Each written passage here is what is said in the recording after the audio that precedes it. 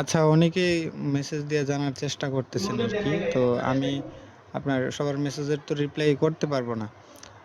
আর আমিও একটু দৌড়াদৌড়িতে আছি। এখন তার লাশ মূলত ওই পোস্টমর্টমের জন্য দিয়ে দিছে আরকি মালয়েশিয়াতে। তো আর অ্যাক্সিডেন্টটা হইছে মূলত ওই এয়ারপোর্ট থেকে বের হওয়ার সময় সামনে গাড়িতে মানে গাড়ির সামনের সিটে সে বসছে আর পেছনে ওই যে আদিবা মানে তার বউ বসছে।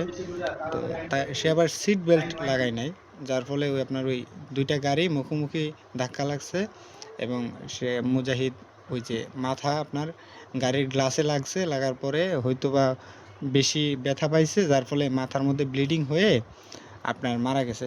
এখন আমি এই পর্যন্ত কোনো ছবি-টবিও পাইছি না।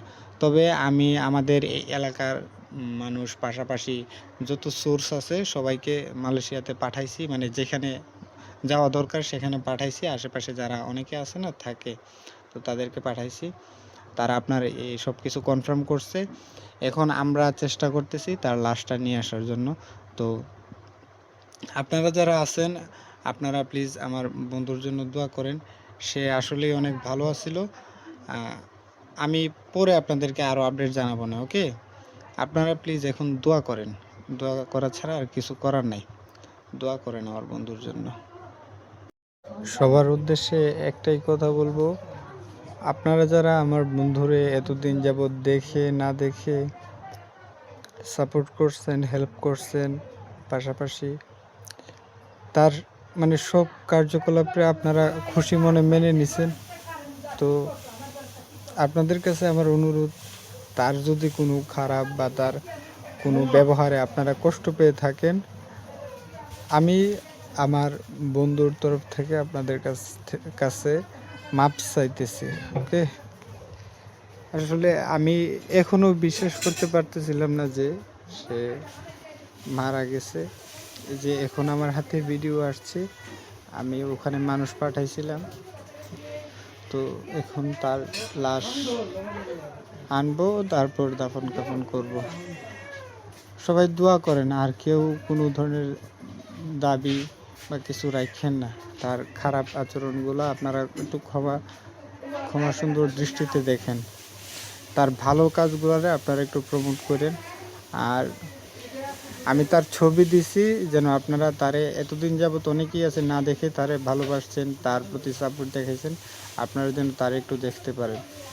আর খুব শীঘ্রই আমি এই গ্রুপটা হয়তো ক্লোজ করে দিতে পারি, আপনাদেরকে আমি পরে জানাবো না। হ্যাঁ, আসসালামু আলাইকুম সবাইকে। আমার বন্ধুর পোস্টমর্টম সব কিছু কমপ্লিট হয়েছে। তার রিপোর্ট বের হলে তারে হাসপাতাল থেকে রিলিজ করা হবে, তারপর কার্গোতে করে বাংলাদেশে পাঠানো হবে। সেখানে আমাদের আত্মীয় স্বজন পাশাপাশি আমাদের সোর্সও আছে, ওনারা সব কিছু ম্যানেজ করতেছে। কখন আসবে আমি সেটা বলে দিব না, ফ্লাইট ইনফরমেশন বা বাড়িতে কখন আনা হবে।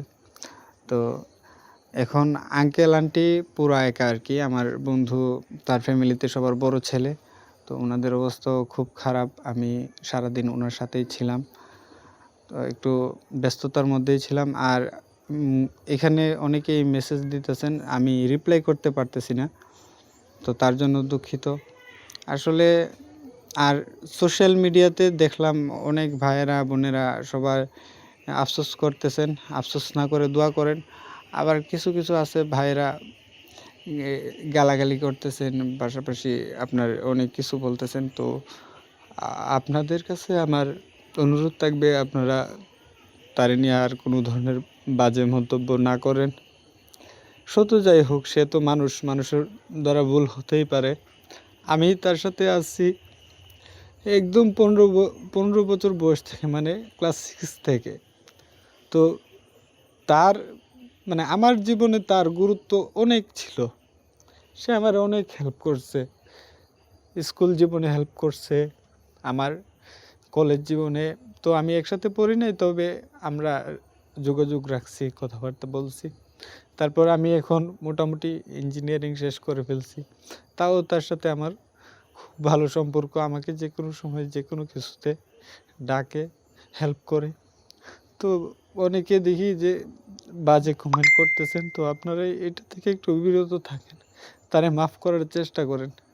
দেখেন আমার মানে কিছুই বলার নাই, আমি কি বলবো, মানুষ তো ভুল করেই। আর আপনারা যারা তারে এত ভালোবাসছেন, তারে এত ফলো করছেন, তারে সাপোর্ট করছেন, দেখেন মানুষ সাপোর্ট করে কখন, যখন তারে অনেক বেশি ভালোবেসে ফেলে, তখন তার ভুল, তার যা মানে খারাপ যা কিছু আছে তা কিছু তার কাছে কিছুই মনে হয় না, সে সাপোর্ট করতেই থাকে। তো আপনারা আপনাদের ভাই হিসেবে আপনারা তারে মাফ করবেন আর দোয়া করেন সবাই। আমি আপনাদেরকে পরবর্তীতে সব কিছু জানাবো। দোয়া করেন আল্লাহর হস্তে, আপনারা তারে মাফ করেন। আপনারা যারা তার মাধ্যমে ক্ষতির সম্মুখীন হয়েছেন, প্লিজ, আমি আমি তো এখন তো আর তারে আপনি আর জীবনে পাইবেন না, মানে এই জীবনে আর পাইবেন না, এই দুনিয়ার মধ্যে সে আসবে না। তো আমি তার বন্ধু, ধরেন তার ভাই, আমি মাফ চাইতেছি আপনাদের কাছে। আমি তো আর আপনাদের কাছে সামনে গিয়ে দাঁড়ানোর মতো আমার ক্ষমতা নাই, তাও আপনারা মাফ করে দিবেন, এইটুকুই। পরবর্তীতে আমি জানানোর চেষ্টা করব। A military officer, believed to be drunk, drove head-on against oncoming traffic on the Mex highway Thursday morning and killed a young passenger who had just arrived in the country. His vehicle crashed into an e-hailing MPV, carrying 2 Bangladeshi passengers who had just touched down at Kuala Lumpur International Airport. They were barely off the plane when the collision happened at about 5:38 a.m.